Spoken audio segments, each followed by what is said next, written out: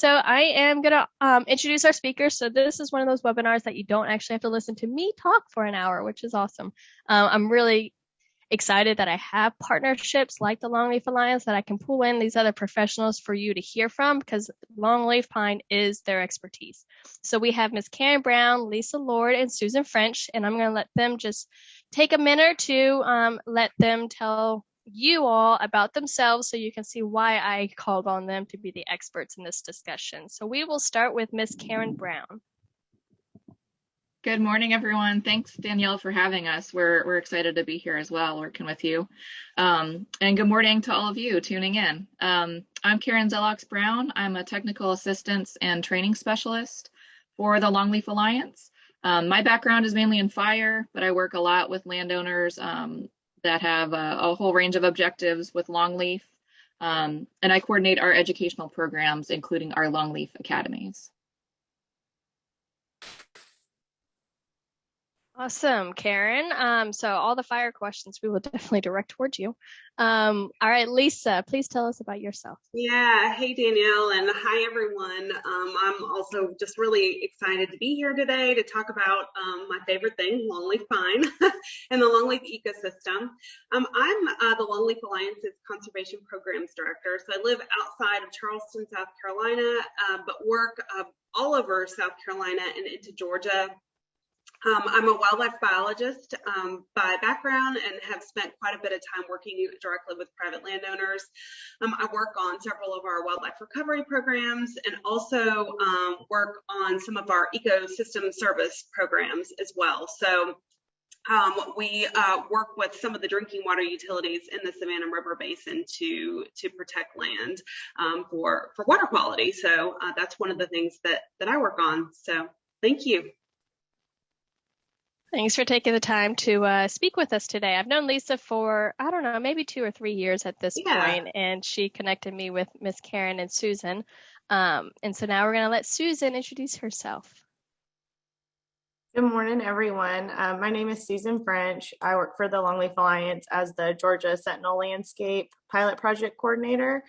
So I work in over 50 counties in Georgia, helping to get private landowners get more prescribed fire on the ground, if that's one of the management tools they're looking to use. And my background's in wildlife management. I went to Auburn and Clemson to get my degrees.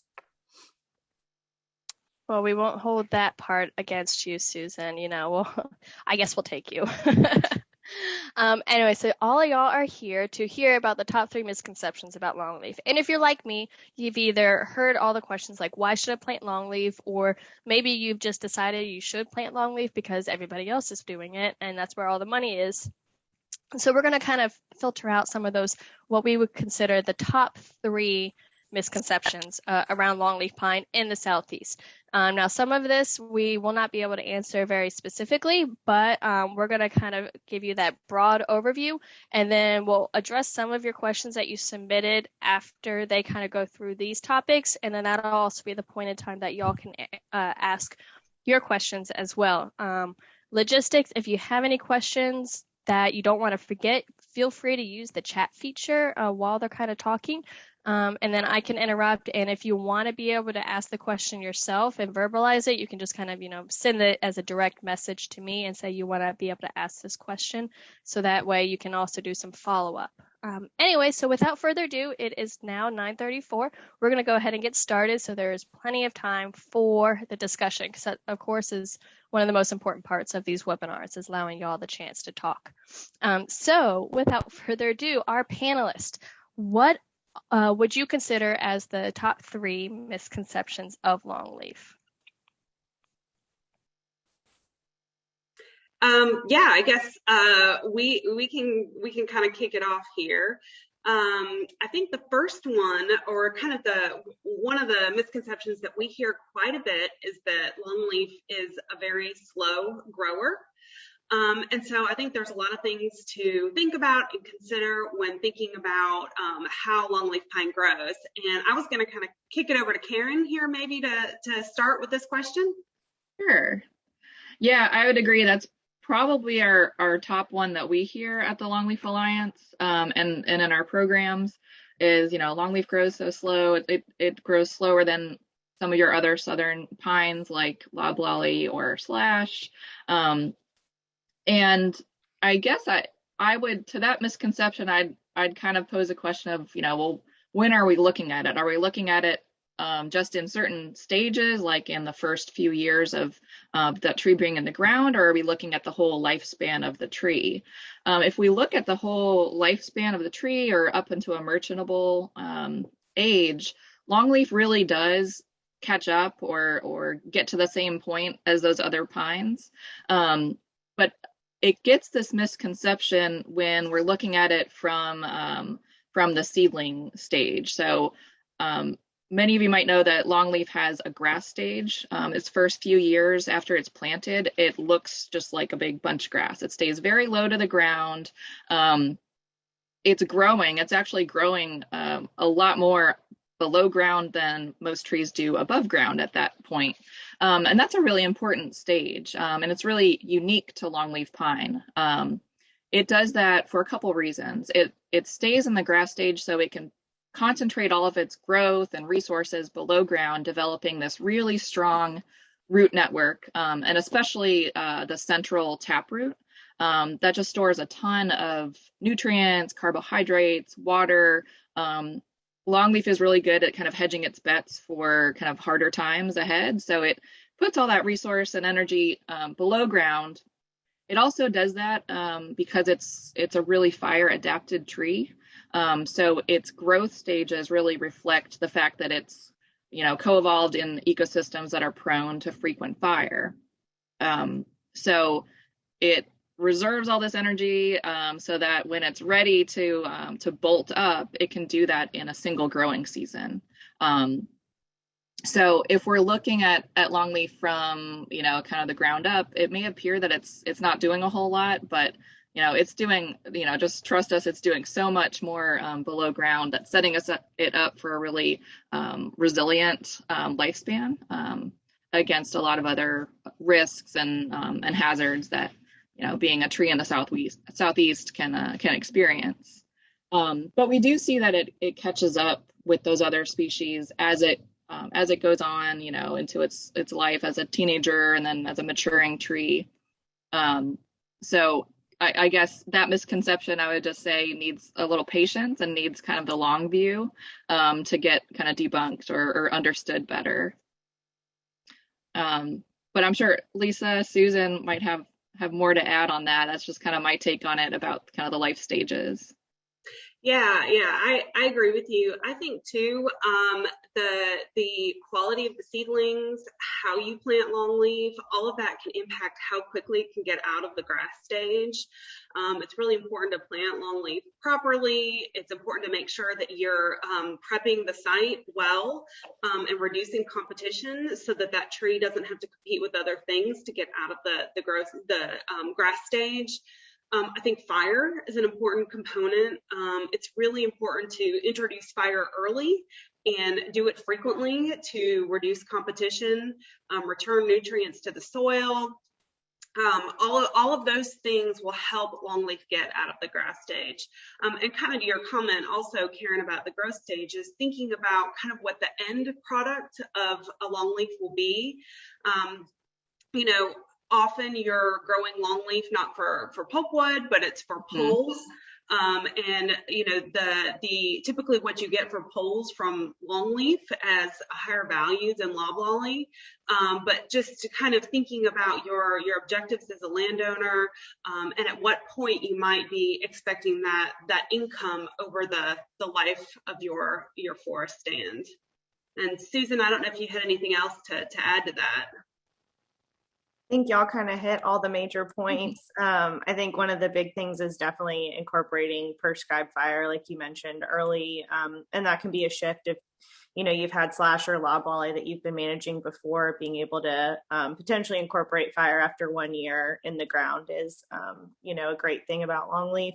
And something important, and good site prep. You've given them the best chance from the get-go is great.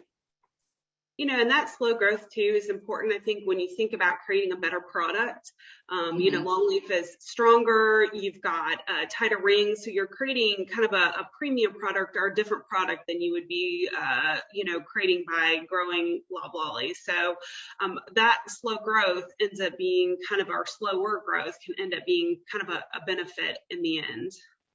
Absolutely.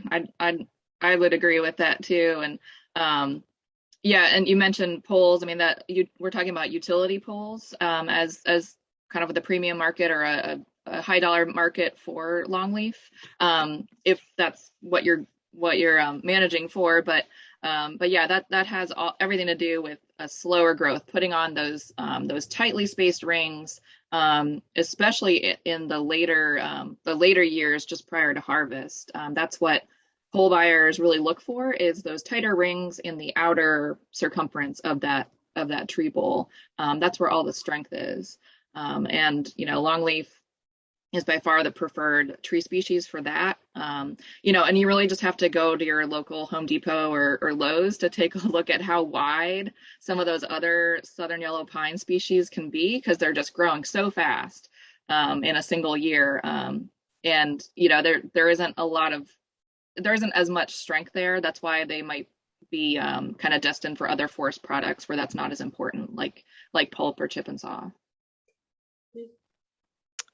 Thank you. And I've heard that longleaf is a slow grower, and I always say, well, it depends. It depends on if it's on the right site, and it depends on what your overall objectives are. But I know especially during those first, say, 10 years, when longleaf is going through that rocket stage, depending if they're prescribed burning regularly enough and if it is on that ideal site, to the eye, it can be quite drastic where they're like, oh my goodness, longleaf is just never going to catch up. But then, as you said, the teenage years, I love that you said that because that's how I describe those middle years too.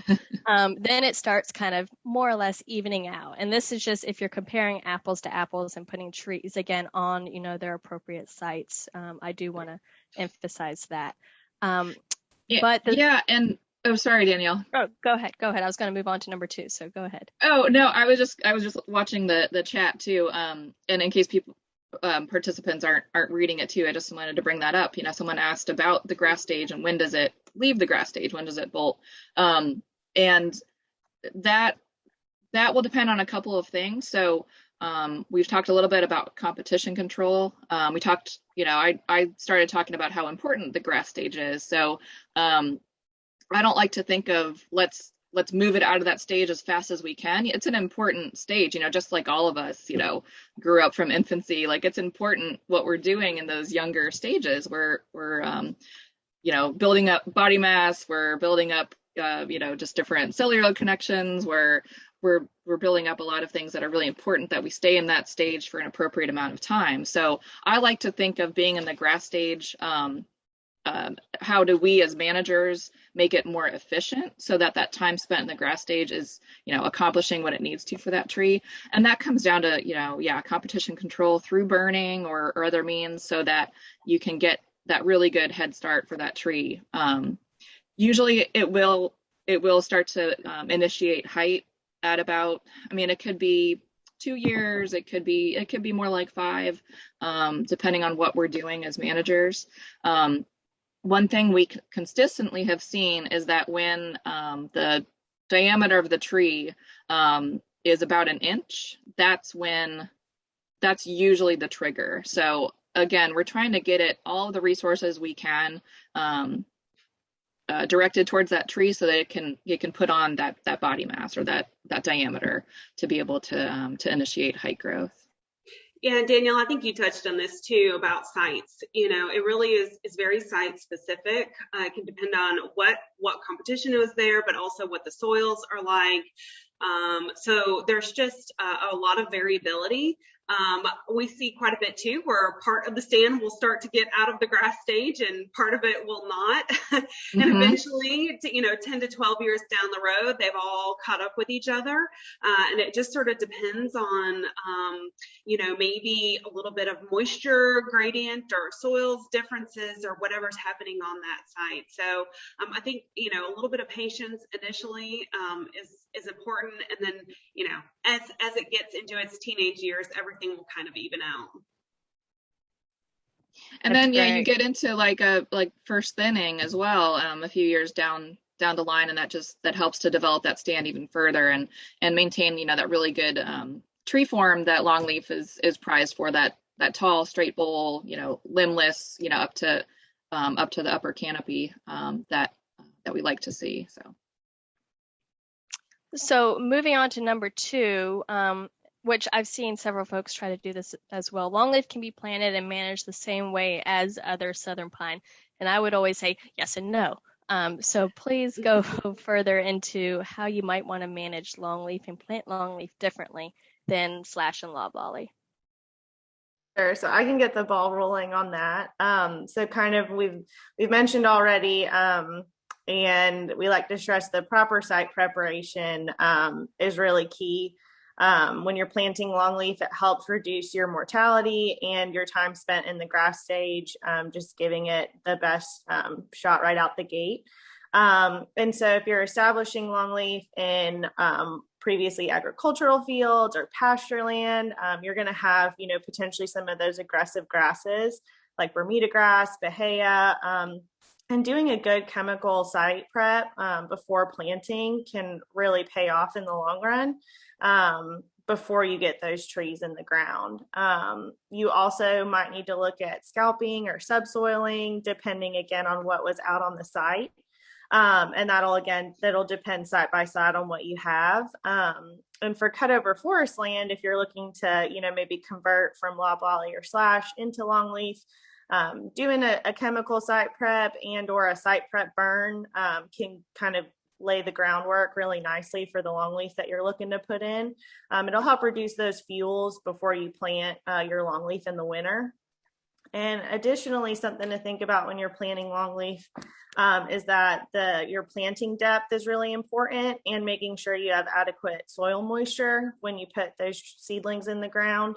And y'all might know with longleaf, we have bare root seedlings are an option, as are containerized seedlings, and there's some pros for both. So for containerized seedlings and some different stuff to make sure when you go to plant, they typically have a higher average survival compared to bare root. They're easier to hand plant, and you can sometimes a little easier to find than bare root.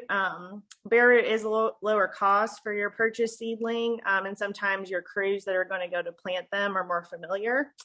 And when you're going to plant containerized longleaf, something to think about and kind of talk to, if you're not planting them yourself, the crew maybe that's doing it, is that those seedlings should be planted with the plug about an inch or so above the ground. And that's a really important factor to know when you're going to plant them. And again, to make sure you get high survival.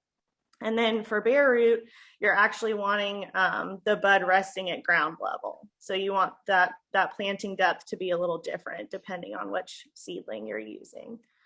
And kind of, we sort of mentioned it with the last point too, but it really can't be emphasized enough. Longleaf is the pine that fire built. And we, compared to loblolly and slash, you want to start incorporating prescribed burning as soon as possible. If you've got, a vigorous 1-year-old seedling in the grass stage that's been doing well, start incorporating that prescribed burning and keep on top of it. Keep that ball rolling, get a 2 to 3 year burn rotation going. And when you think about too, everything that's out there with your seedlings are competing for light, moisture, nutrients, all the above. So incorporating that prescribed burning also helps reduce your competition. And like Karen and Lisa have been talking about, we want to see it when it's ready, move from that grass stage to the teenage years. And so that's just one more way to help that go along. But Karen and Lisa, what do y'all have to add? That pretty much covers it. You covered some good points there. I think just kind of taking a step back too. and kind of looking more broadly about managing longleaf. This is a tree species that evolved for millennia with disturbances, with fire, hurricanes, windstorms, and it's resilient to those things, and it needs those things to be productive. So I think we're now using prescribed fire today, and I think the number one mistake that I see people make is not introducing fire early enough. They're concerned about impacting their trees, and how that may affect the stand overall. One of the things that we recommend people do is plant fairly heavy. I mean, you want at least 600 trees to the acre. I mean, it's good for the trees. It's that, it helps them grow straight and tall. Sometimes when people are planting at 300 trees to the acre, the trees get very limby. They tend not to get that upward growth, but that's the way that these trees grow in the forest, where the trees drop the seeds, and then there's a lot of seedlings coming up. So that's the way that they're used to growing. So that's a really important thing too when you're thinking about your future forest stand, keeping your trees straight and tall, and promoting upward growth, and not encouraging forking of your trees, and all of that stuff. So kind of thinking about, really from beginning, from how you plant, when you plant, what you plant, all the way to how you're going to manage this. And I think that's kind of the biggest difference to me, is that longleaf does require that active management. And you can't. I was just going to say that. Yeah. Go ahead, Karen. Oh, no, sorry. I was just nodding. I was going to say that longleaf is not exactly like a set it and forget it tree. So I think that's a big difference if you're used to working with loblolly or slash to some extent. And on top of what Lisa said of, how and where, I would say the why is important too for longleaf. A lot of people that we work with anyway, landowners we work with, they want longleaf. They don't just want, a forested property. They want longleaf because it gives them something that those other species don't. And that can be a different thing for every landowner. But yeah, I would definitely agree that part of that why is that they want to have a more active role in their own management. And that's, that is seen in frequent fire. That's seen in kind of managing for understory and managing for creating a habitat for wildlife. That's seen in, just people enjoying going out to their longleaf stand more so than they might have enjoyed just, kind of a loblolly stand that they just have to interact with every, 10 years or more, or could do so remotely or in an absentee fashion. So I would say that's for that misconception of, longleaf can be managed just like any other tree. A lot of it is that if you're interested in longleaf, you don't want to manage it like another tree. You want to have a little bit more involvement and more satisfaction from that, I think. I agree 100% with y'all. And what I hear a lot actually segues into number 3 about, and we're not going to jump into that because I do want y'all to address a couple of these questions that I've been answering for y'all just to make sure that y'all agree what I'm writing it, please. But I've always heard, how is it phrased? Loblolly is for the wallet and longleaf is for the heart. And so that goes with the misconception number 3, that longleaf is not a good investment. But before we jump into that, Miss Lisa asked, do producers fertilize seedlings at the grass stage? And I answered saying I was not aware of folks fertilizing at the grass stage, but I did want y'all to let me know if you've heard of anybody or if this is something that could be done or should be done. So I'm guessing she means, once they're in the ground, like at their site. I mean, the nurseries that do containerized longleaf seedlings do have kind of a specialized mix, like a growing medium that they use sometimes. I don't know that I'd consider it a fertilizer. It's more of like some moisture retention type of additives. But once it's in the ground, we really don't see people fertilizing it. We don't recommend it. There just isn't a lot of research of it being done. It's more about selecting the right site, and that has to do with the right type of soils. Being in the historic range of where longleaf once occurred is going to be your best chance of having a successful stand. And then, we're going to keep saying fire a lot here, and anytime we talk about longleaf, because they just go hand in hand. It's about site prepping it with fire to get a nice burned off, clean slate. And then burning frequently to keep that competition down and encourage that longleaf to do what it does, to go through those life stages, sort of prompted by that frequent fire. So I don't personally, I don't know, Lisa or Susan, if you've interacted with anyone doing fertilizing, but it's tough too, because longleaf can be really sensitive to any kind of additive. We like to say longleaf is more of a sipper and loblolly can be more of a chugger. Like, it can just take a lot more.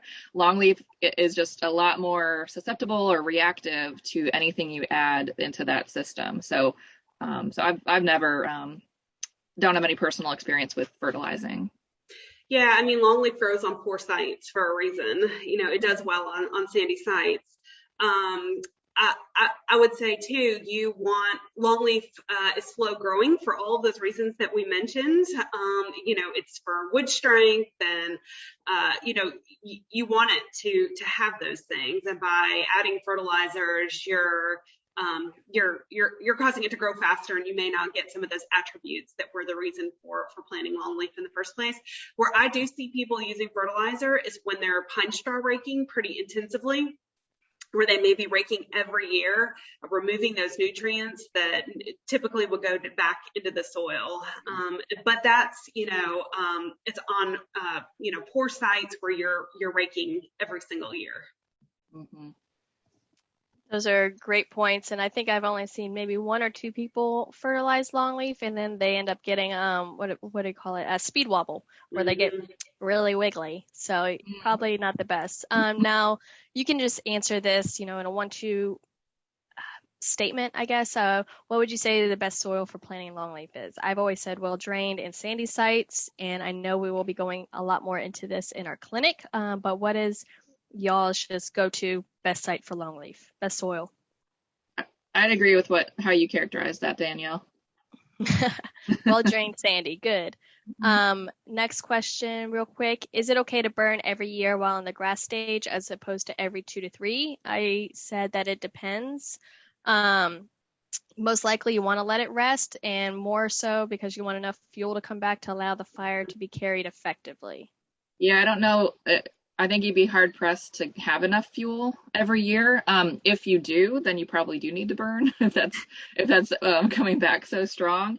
And I know we're gonna go a lot more into this in that course, in that clinic, where we have a lot more time just to dig into these topics one by one. But longleaf is extremely fire tolerant, but it's not fireproof. So there are a couple of stages in its life and also in the annual cycle that it can be more susceptible to fire. So if you're burning annually, I would just want to look out for those times, mainly when it's actively growing and that bud is exposed, and then so when it's at kind of a more vulnerable height, where its height is right in line with the height of a fire. That's one of its more susceptible periods of its life. But I would just hazard against those, or encourage a little bit of waiting if it's in those life stages or heights.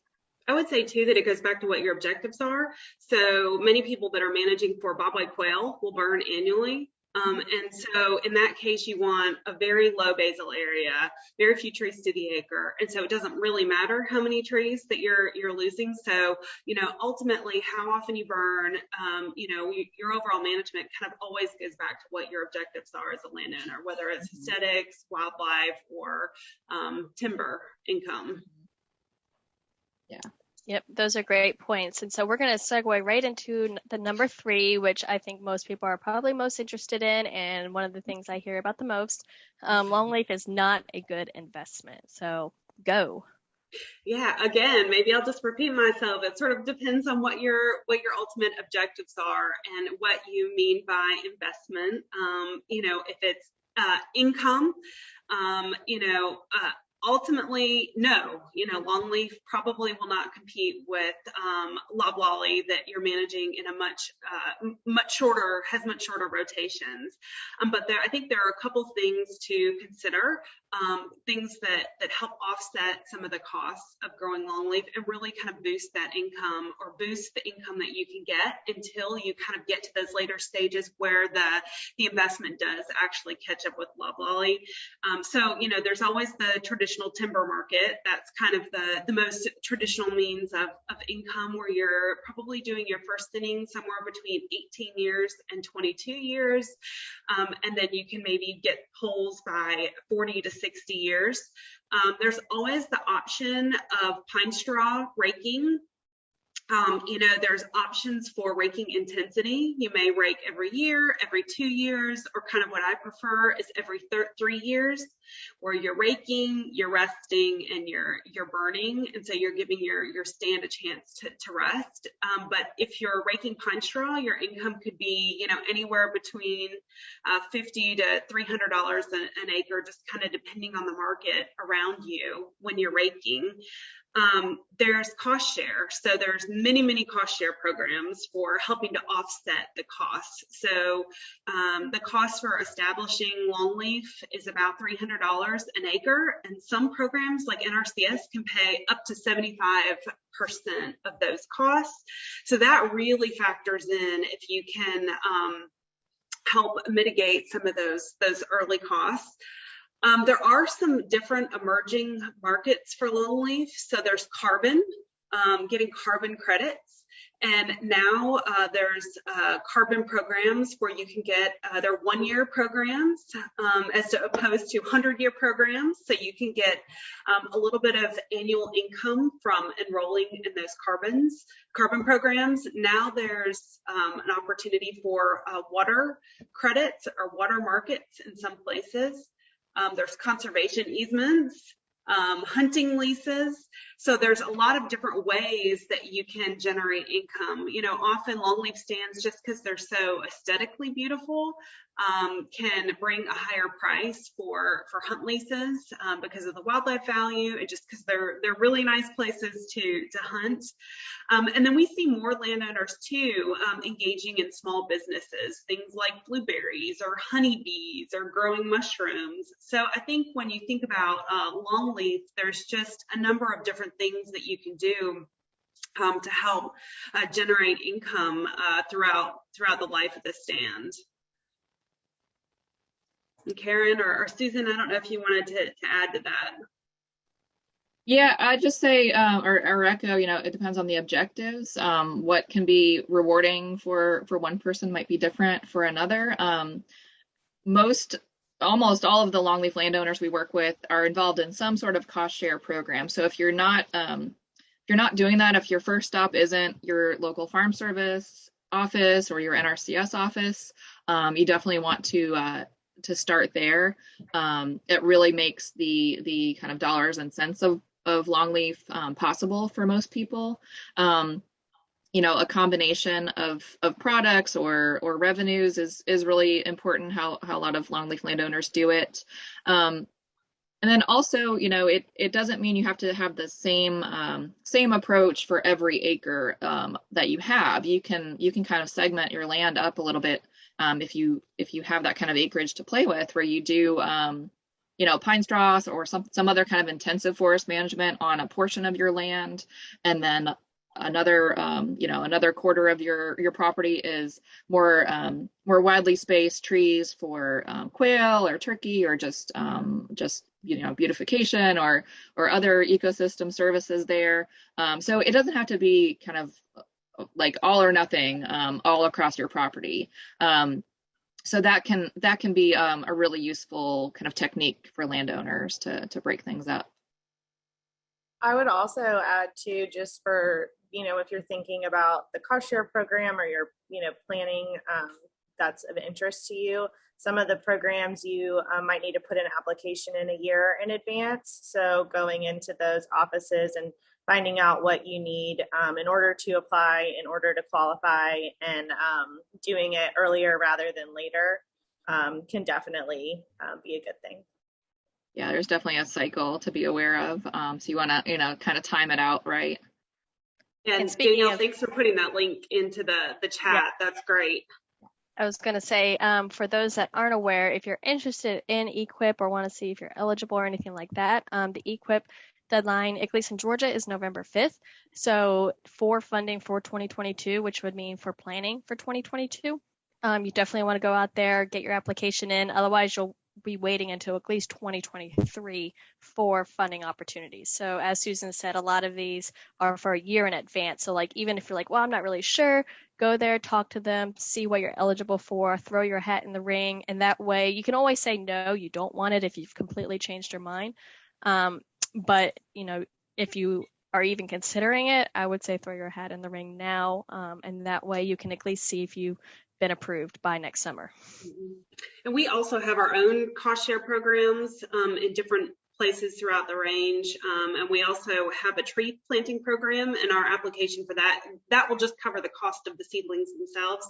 And we typically open that up in the spring. So you can check on our website for that. And so you can enroll in multiple programs, as Danielle said, where you can enroll in NRCS, enroll in our program. And then if you don't get funded by NRCS, then you can come to us as another alternative. So.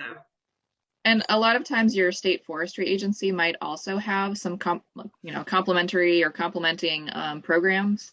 So that's always a good place to check too.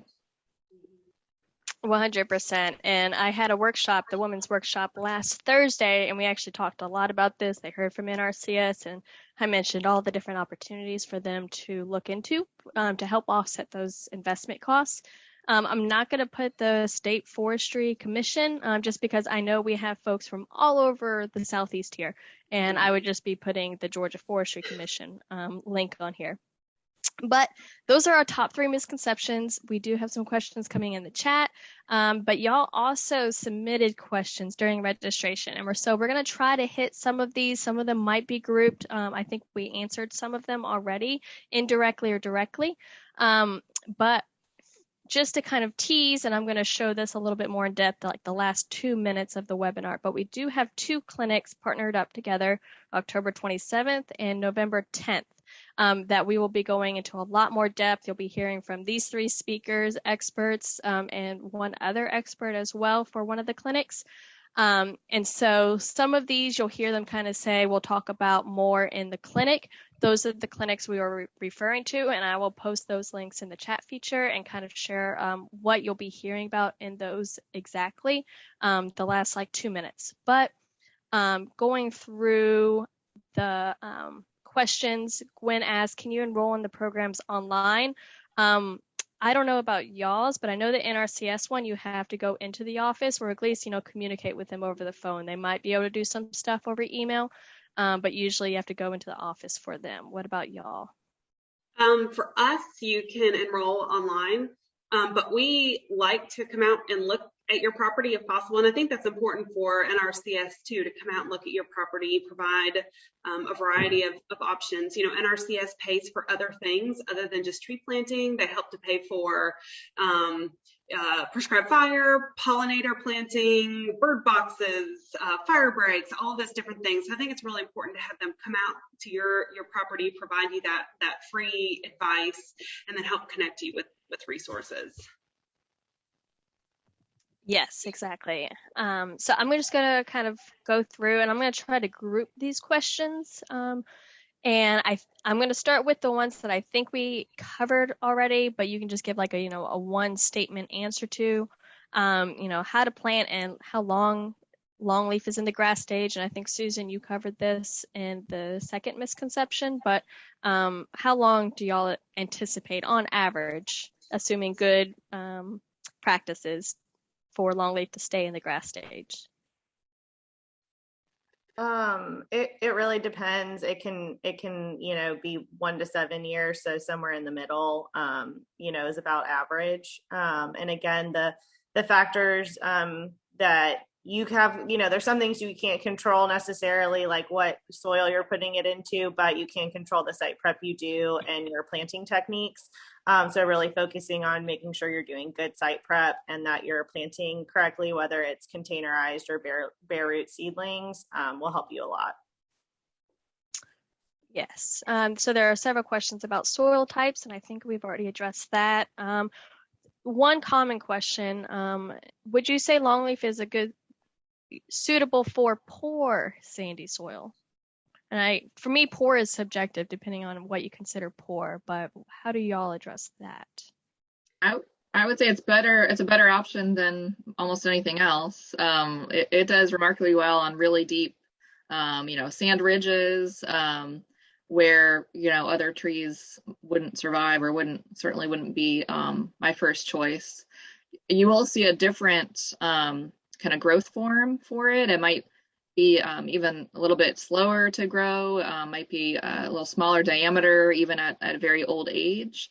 So those are more are really ecologically fascinating places. But yeah, I'd say it's really well regarded for doing well on places nothing else will grow. We'll see it used, especially down in Florida, on like former mine sites, like reclamation areas that are being converted back into some sort of natural cover, because it will establish, where nothing else goes, or it can kind of kickstart that ecosystem restoration. Just because I don't know what it is about it, but it will thrive where nothing else can. And often you don't have competition in those places, but your burning rotation will likely be a lot longer. It may be 5 to 7 years or longer, because you just don't have enough fuel to burn. Just to keep that in mind on those poor sites. There are several questions about will longleaf grow in my area. So can you kind of just, share quickly what the historical range of longleaf is across the Southeast? And I know we go into some of this in Clinic 201, but just what is the range of longleaf? So the historic range went from kind of southeastern Virginia, all the way across the Southeast into parts of eastern Texas. And then, of course, down into most parts of Florida, except for the very, very southern reaches of Florida. It's limited mainly by soil type, but also there's some evidence to suggest it's limited by like a frost line, or more like an ice line. I've heard that hypothesis too, which I kind of like to talk about, because you can kind of see that in the map as well. But it's pretty much limited to. It's not limited. It covers most of the 9 southern states from Virginia to Texas. So had been a dominant tree and ecosystem in those areas. There are some soil tools online to check, if your county is one of these longleaf counties. NRCS puts a lot of that together as well, and that's kind of how they determine some of their programs. If you're outside of that historic range or those historical counties, it's not that you can't grow it. You certainly can. And it's been known to be grown, well outside of the range. It just may not do as well. It's not going to kind of behave the way it does when it's, kind of in its historical range or in its preferred habitat. So I saw there was a couple questions about someone from southern Alabama, others in Mississippi, someone from Davidson County in North Carolina, which would be outside of the range, but close. So I think the biggest thing would be whether you're eligible for any kind of cost share assistance, not whether you could actually plant the trees or they could do well. It's just, would you get any assistance? And that could be an important factor if you're outside of the range. That's a great point. So if you don't have any longleaf assistance, it might be kind of one of those indicators that maybe longleaf will not grow on your site as well as some of these other sites. No, I was just going to say, it's not necessarily a contiguous range either. There are some gaps and skips, and then it also is going to be kind of micro site specific. So we don't see longleaf growing on sites that are continuously inundated with water, even if it's in the range, even if it's in a longleaf county. It still depends on the site as well. So that's kind of, twofold. Yeah.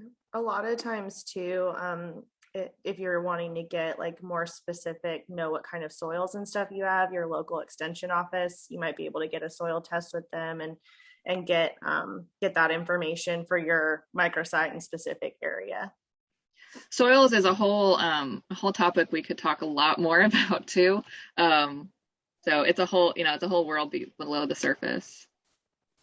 Yes, and I've shared this, I think, on my last webinar. There is a web soil survey, so you can kind of get an estimate of what type of soils are on your property by going to this website, playing around, looking for your property, and it'll kind of give you a rough indicator if longleaf would be suitable for your property or not. So I just add that link in there. There are several questions about pine straw raking, so we'll kind of group those together, but do you have a recommended planting trees per acre if someone's motive is to rake pine straw that you would recommend for them? And then when should they, try to estimate to thin? And should they either do a raking thinning and then, going for those bigger products, or should they just rake it out and clear cut and start over? So that kind of groups several of these questions. Yeah, I like 726 trees per acre, kind of like a 6x10 spacing. I think you want your trees to, you want enough trees there that you're getting enough volume of straw. Kind of depending on what kind of machinery you're using, you may have to skip a row to be able to allow equipment to get in there.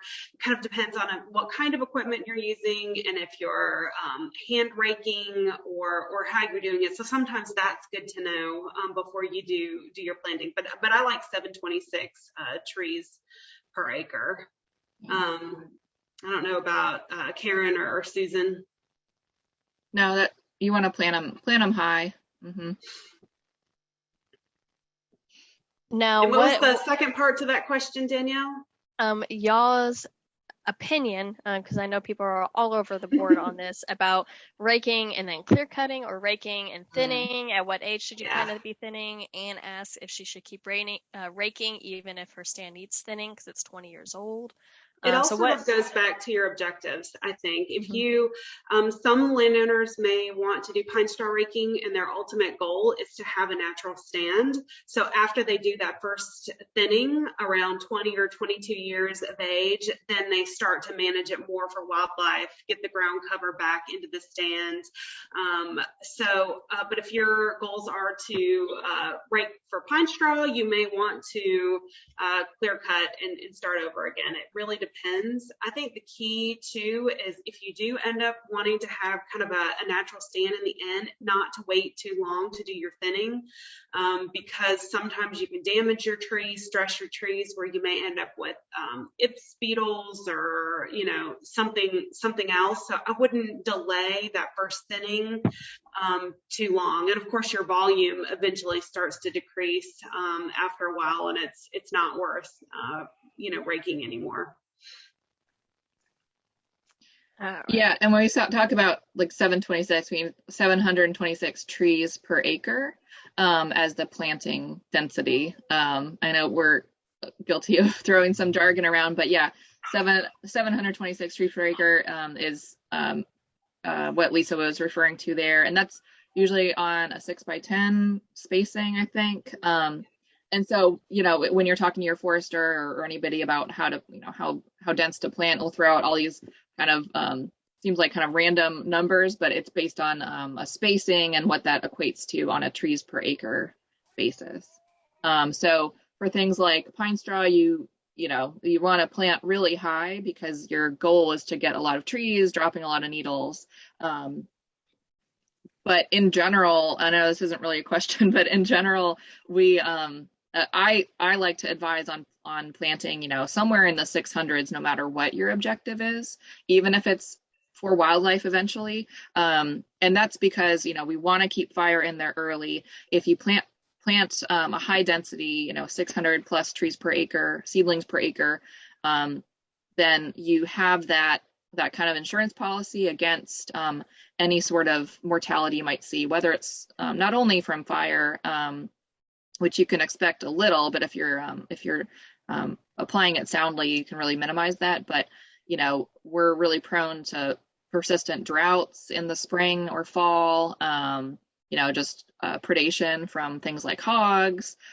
Just any number of failures can happen. So if you plant it high, you can always take those trees out for thinning or do a pre-commercial thin. But it's really hard to put them back in, especially if you're several years down the road and you want everything to be the same age. So that's just like kind of an aside on trees per acre there. And I think that would apply on both really dry sites and really wet sites as well, where you may want to go a little bit higher, just kind of knowing that if you've got kind of rolling topography and you've got some wetter areas where water may sit for long periods of time, you may lose some of those trees. Sure. Now, I'm gonna again kind of group two questions together. It's what are the pros and cons for planting longleaf, which I think we kind of hit several times across the entire discussions, but we'll just get straight to the point. And then those pros and cons, I believe, would also be like, what would motivate you as a landowner to plant longleaf pine over a slash pine? So quick and dirty, what would motivate you? Pros and cons. I think it's going to be different for every landowner, and that's kind of the beauty of it, is that what you decide what you want out of your land, and for the most part, longleaf can probably suit that need. The pros, I mean, there's really nothing else that brings that ecosystem along with it like longleaf does. So for me, that would be the biggest pro, is that you're providing this whole range of values, from the ground up. So habitat for kind of your big game species, not big in size, but big in importance, like quail and turkey and deer even, all the way, down to endangered species or just kind of special species, like some of our grassland songbirds. Amphibians can be, a big benefactor of longleaf and kind of embedded wetland habitats. So that can be a great value to you if you're a birder or a hunter or just enjoy, seeing and hearing these species. So for me, the biggest pro is that it's more than just a tree, it's that whole system.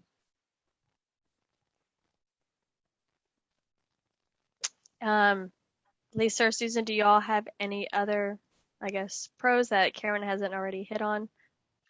Yeah, I think she hit on most of it. I think it's those co-benefits too, that you're not only, and Karen alluded to those, you're not just, growing a tree for income, you're growing a tree for income, but that it provides habitat for wildlife, it improves water quality, carbon sequestration, improves your soils. I mean, it's just this, and then of course it's just beautiful to look at. It's part of our cultural heritage, and so I think there's just such a unique history to longleaf, and so I think all of those things are important, and ultimately you have to sort of just weigh what's important to you. Susan? Yeah, I agree absolutely with Karen and Lisa, and I think sort of everything we've talked about today, shows some of the pros of longleaf, and that there's lots of different options that can fit whatever your objectives might be with it. Awesome. And that's pretty much, well, my answer is usually it depends. And then I share all the it depends opportunities and options about how I can't answer their question pretty much. But I do want to, I know everyone's been, putting in the chat box, and that's been great. I really appreciate that. I did want to open it up. If anyone actually wanted to speak, y'all can unmute yourself. I'm gonna take the spotlight off of y'all real quick, just so we can kind of see everybody at the same time. But if y'all wanted to ask a question, now is your time before I kind of tell you what the next opportunities for y'all to learn more about longleaf and really get engaged are.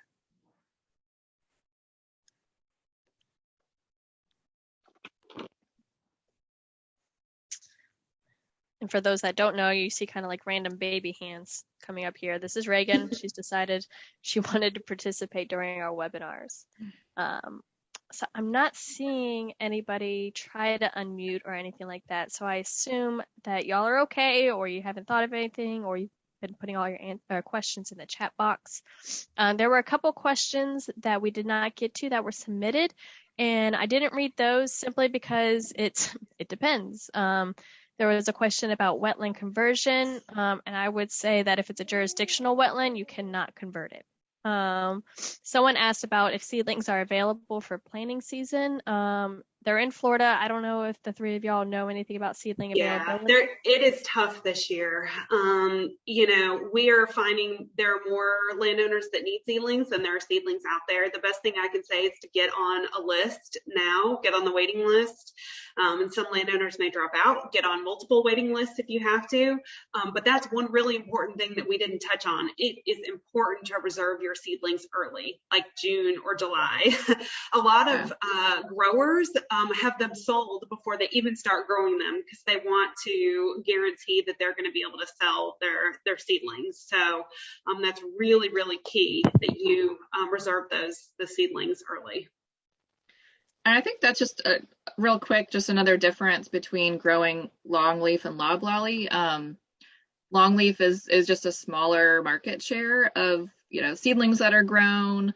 So that's why I think the seedling market kind of operates a little bit differently, where growers just want to kind of guarantee their sales because it's just a smaller part of their business.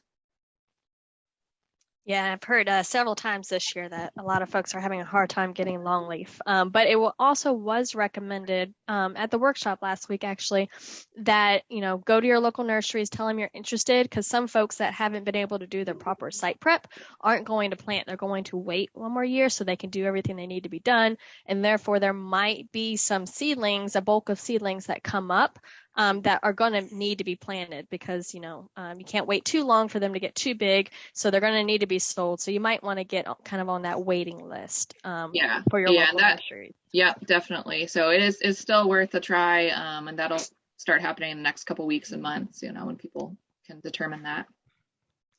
All right, so what is next? If you've loved this presentation and this discussion, I do want to invite y'all to our next clinics. So I'm going to share a screen real quick. So the first one that's coming up is, let me make this huge, is Ladies in Longleaf 101. So you're going to hear from the same panel of experts, mostly from them. And what can you expect from a Ladies in Longleaf 101? We are going to cover kind of where does longleaf grow, so that range, we're going to go a little bit more in depth in that so you can figure out if you're in a historical range and a good range to plant longleaf, and the basic needs to thrive. So Susan hit on this for site prep, but she's going to dive a little bit deeper into like what type of site prep and what do you really need to do to get your longleaf to thrive to its potential. We're also going to be talking about how prescribed burning helps the habitat. So we've talked about several times about burning, and how it helps the longleaf, but it also helps your ecosystems and your habitat. So we're going to be going into more depth and examples and specifics about how it helps your habitat. Cost share opportunities for longleaf pine and prescribed burning. So again, if you're kind of on the fence, like if you want to go apply, if you should go apply, we're going to be covering the different specific programs that you could be eligible for you to go and talk to. So you're like, I don't even know what to ask. We're going to cover that for you. And then we're also going to be talking about prescribed burn strategies. So what type of burning can you implement on your property? And if you didn't know, there's a lot of different types that you can be doing and should be doing depending on what you're burning, how you're burning, where you're located, how big it is, and all of that. So we're going to be covering some strategies that you can actually implement on your property. So that is on October 27th. It is $39. I am going to put the registration link in this chat box. Registration will open in exactly 1 minute. But then after that, kind of compounding, is Ladies in Longleaf 201. So this is going to go into a lot more depth of prescribed burning. We will be talking about longleaf, of course, like the different longleaf ecosystems and how you might manage your ecosystems a little differently. So Lisa is going to be really diving into that. Depending on where you're located, you might want to do things a little differently from what we've stereotyped and kind of estimated on this webinar. Um, Types of burns and weather indicators. So we talked about strategies of burning in the first clinic. Now we're going to be talking about types of burns, like warm or cold season, which would be summer or winter burns, and what type of weather indicators you should kind of look for and consider before you put fire onto your property. Wildlife focus burns, how you might burn differently depending on what wildlife species you really want to enhance and complement for your property, whether it's deer or quail. You might want to be burning a little differently. And then, of course, understanding the understory species of your forest. So how can you tell if you have a healthy ecosystem, for lack of better words? And we're going to be discussing some of those understory plants that you can look for to really determine if you have a good, healthy ecosystem, or maybe if it's kind of stagnant or could use some enhancements. So that's what you can expect for these two clinics. The 201 will be on November 10th. And they're both $39. So I'm going to put those registration links in the chat box. For those that don't see the chat box, it's just ladiesinlongleaf101.eventbrite.com and ladiesinlongleaf201.eventbrite.com. And so while I'm putting that in here, again, I do want to give our awesome panelists last minute if they have any last comments that you would like to share with everybody. Thanks for having us, and thanks for everyone for joining. There's so much to talk about Longleaf and fire and planting. There's just so much. So it's I hope it wasn't too overwhelming just to hear our tidbits. But yeah, I encourage you just to come to more trainings and learn more about it if it's an interest to you or if you have it already. There's help out there, and there's a lot of expertise in your region. So we're always here to help. Yeah, I would say go to our website, look us up. We've got people in most of the states in the range, and we're happy to help. So thanks for taking the time to attend. Thanks for having us, and looking forward to seeing some of y'all at the clinics. Thanks so much for your time, Lisa, Susan, and Karen, and thanks so much for those of y'all that attended the webinar live. This is recorded, of course, and it will be posted on the websites and our social media platforms, so you can share with others that you know weren't able to actually make it. Anyways, thank y'all so much, and I hope you have a great, what is today? Wednesday, a great Wednesday. Bye, y'all.